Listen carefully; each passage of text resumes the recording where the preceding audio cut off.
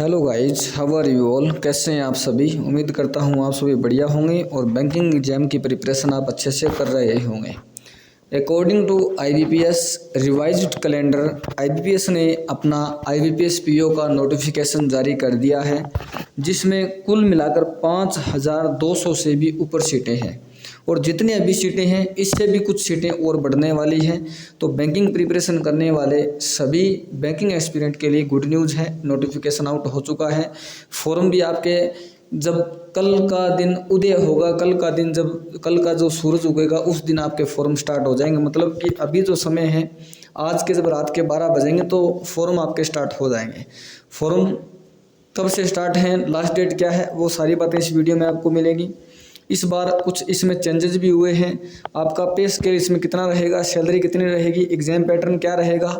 अगर कोई नया एस्पिरेंट है, कोई फर्स्ट टाइम जो फॉर्म अप्लाई करेगा, तो उसके लिए ये इन्फॉर्मेशन भी इस वीडियो में बताऊंगा कि आप किसी भी स्टेट से, आप जैसे आईबीपीएस पीओ तो पूरे सेंट्रल लेवल में एक ही कट ऑफ बनती है, लेकिन अगर आप अपने स्टेट से या किसी दूसरे स्टेट में एग्जाम देने जाना अगर चाहते हैं तो वहाँ पर प्री का एग्जाम सेंटर कहाँ कहाँ पर है, मेंस का एग्जाम सेंटर कहाँ कहाँ पर है, प्री में कौन से सब्जेक्ट आएंगे, मेंस में कौन से सब्जेक्ट आएंगे। कहने का मतलब ये है कि ये जो वीडियो है वो आप सभी के लिए इस प्रकार होने वाला है कि शुरू से लेकर फॉर्म भरने से लेकर के लास्ट आपके सिलेक्शन तक में क्या क्या आपको देखने को मिलेगा, वो सारी बातें इस वीडियो में आपको मिलेगी। चलिए ज़्यादा देर नहीं करते हैं, वीडियो सीधा शुरू करते हैं। उससे पहले चैनल को सब्सक्राइब कर दीजिएगा और वीडियो को लाइक भी ज़रूर कर दीजिएगा।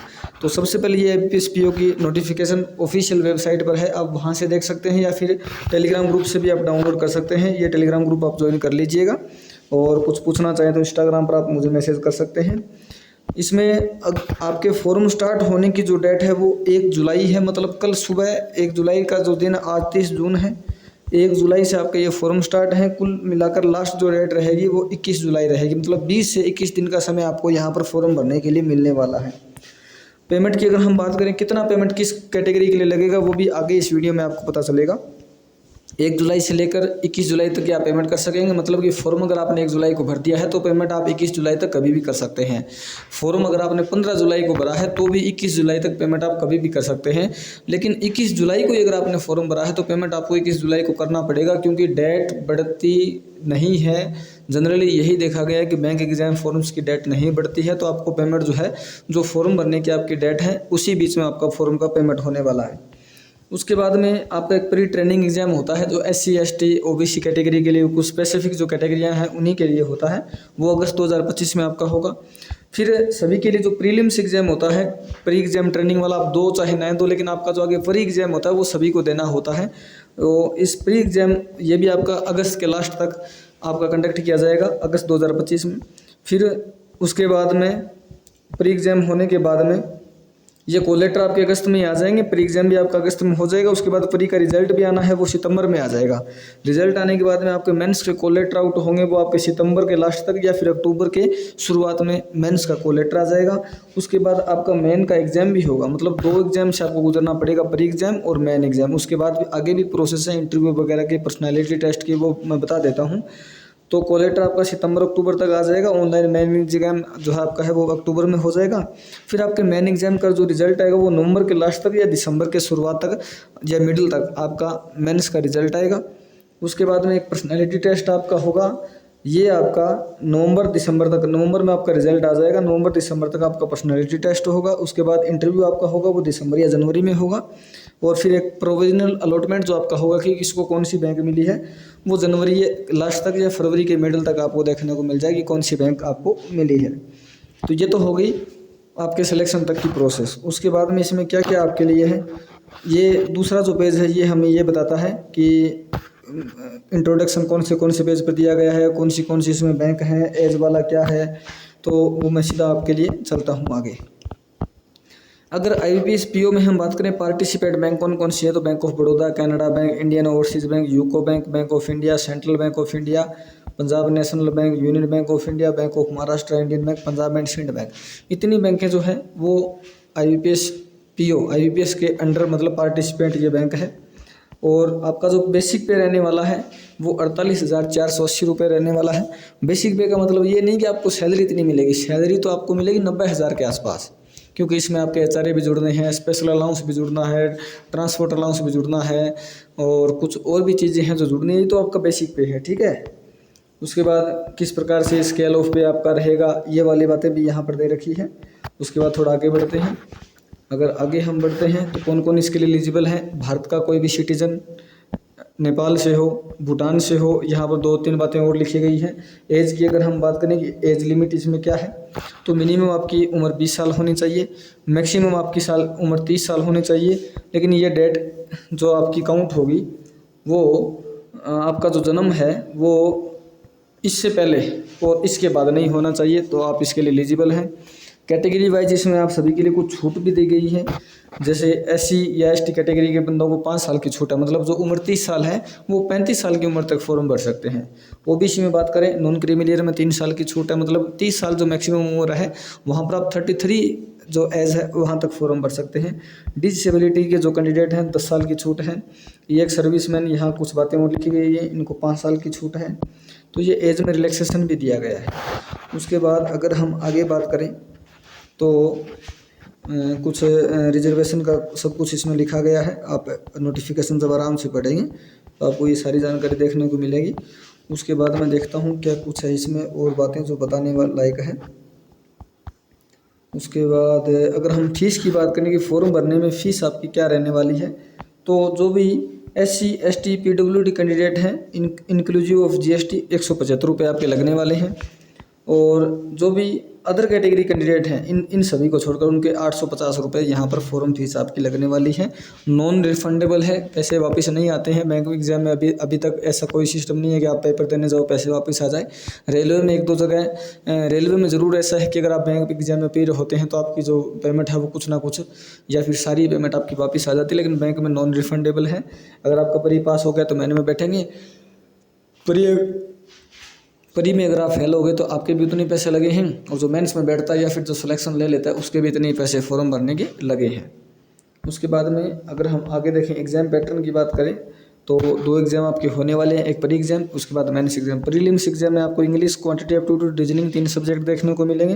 कुल आपके पास 60 मिनट का टाइम मिलेगा और इंग्लिश के 30 क्वेश्चन, रीजनिंग और क्वांट के आपके 35-35 क्वेश्चन रहेंगे। इंग्लिश में यहाँ 30 मार्क रहेंगे, रीजनिंग के 40 मार्क 35 क्वेश्चन में, क्वांट के 35 जो क्वेश्चन रहेंगे वो 30 नंबर के रहेंगे, और इंग्लिश में 30 क्वेश्चन 30 नंबर के। ये थोड़ा सा ये देखिए चेंजेस किया गया है, आपके स्कोर को ऊपर नीचे किया गया है। रीजनिंग वाले 35 क्वेश्चन 40 नंबर के रहेंगे, जबकि क्वांटिटी एप्टीट्यूड वाले 35 क्वेश्चन आपके 30 नंबर के रहेंगे। उसके बाद यहाँ पर तीनों में आपको 20-20 मिनट का समय मिलेगा। टोटल 100 नंबर का पेपर होगा, ठीक है। 100 क्वेश्चन होंगे, 100 नंबर का पेपर होगा, 60 मिनट का आपको समय मिलेगा। फिर इसमें कट ऑफ बनेगी। उसके बाद आपका मेंस का एग्ज़ाम होगा। मेंस के एग्ज़ाम में जो सब्जेक्ट आपको देखने को मिलेंगे, reasoning, general economy, banking awareness, ये एक पोर्शन होता है। इंग्लिश लैंग्वेज आपको देखने को मिलेगी, DI देखने को मिलेगी। रीजनिंग में 40 क्वेश्चन, जनरल इकोनॉमी अवेयरनेस में 35 क्वेश्चन, इंग्लिश में 35 क्वेश्चन, DI में 35 क्वेश्चन, और टोटल इस प्रकार से 145 क्वेश्चन आपको देखने को मिलेंगे।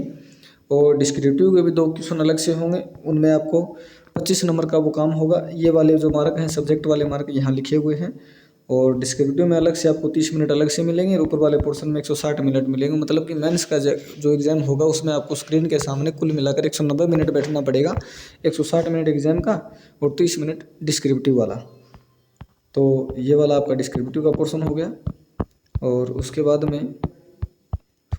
में आगे अगर इसको स्क्रॉल करते हैं तो थोड़ा सा आगे और बढ़ते हैं। अगर आपके एग्ज़ाम की बात करें कि जो प्री एग्ज़ाम है वो किन किन सिटीज़ में होगा, मेंस एग्ज़ाम जो है वो किन किन सिटीज़ में होगा, तो ये हमने फ़ीस देख ही ली है।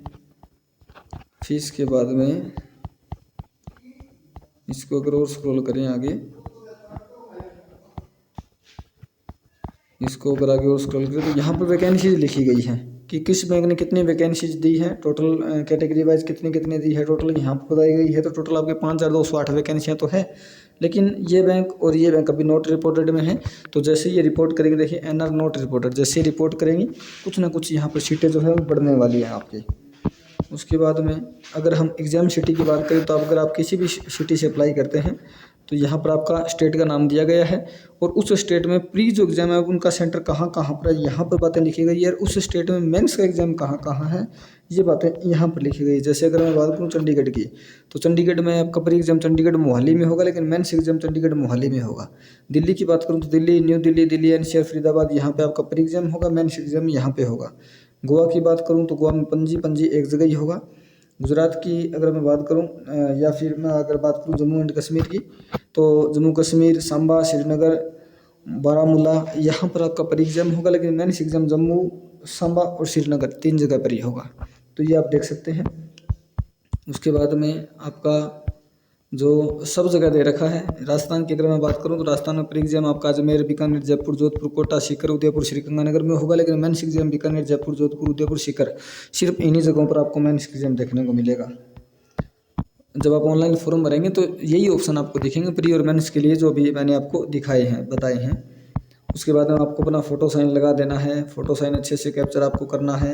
सिग्नेचर जो आप अपलोड करोगे उसको नोट इन कैपिटल लेटर, मतलब कैपिटल लेटर में साइन नहीं करने, स्मॉल एंड कैपिटल मिक्स करना है।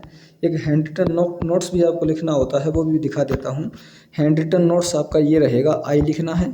उसके बाद अपना नाम लिखना है। ये देखिए खालिस्तान में नेम ऑफ द कैंडिडेट अपना नाम लिखना है। और बाकी hereby declare that all the information submitted by me in the application form is correct, comma लगा के, true and valid, full stop लगा करके, I will present the supporting documents as and when required same to same as it is. आपको ये mention करना है, ये लिखना है वाइट पेपर पर, ब्लू या ब्लैक पेन से आपको लिखना है। सिग्नेचर भी आपको ब्लू या ब्लैक पेन से ही करने हैं। और उसके बाद अपना फॉर्म जो कम्प्लीटली सबमिटेड कर देना है। तो ये है पूरा प्रोसेस, मैंने आपको बता दिया है। पूरी जो बातें हैं वो इस वीडियो में बता दी है। फॉर्म कब से शुरू है, कैसे भरना है, क्या क्या सावधानियाँ हमें रखनी है, एग्जाम पैटर्न क्या है, क्या लास्ट डेट है, क्या स्टार्ट डेट है, शुरू से लेकर लास्ट तक। इस जब एग्ज़ाम फॉर्म आप भरोगे, एग्जाम में बैठोगे, सिलेक्शन जो होगा तो क्या क्या किन किन फेज से आपको गुजरना पड़ेगा, सारी बातें इस वीडियो में आ गई हैं। वीडियो को लाइक कर दीजिएगा, शेयर कर दीजिएगा, चैनल को सब्सक्राइब कर दीजिए। मिलते हैं नेक्स्ट वीडियो में। Thank you.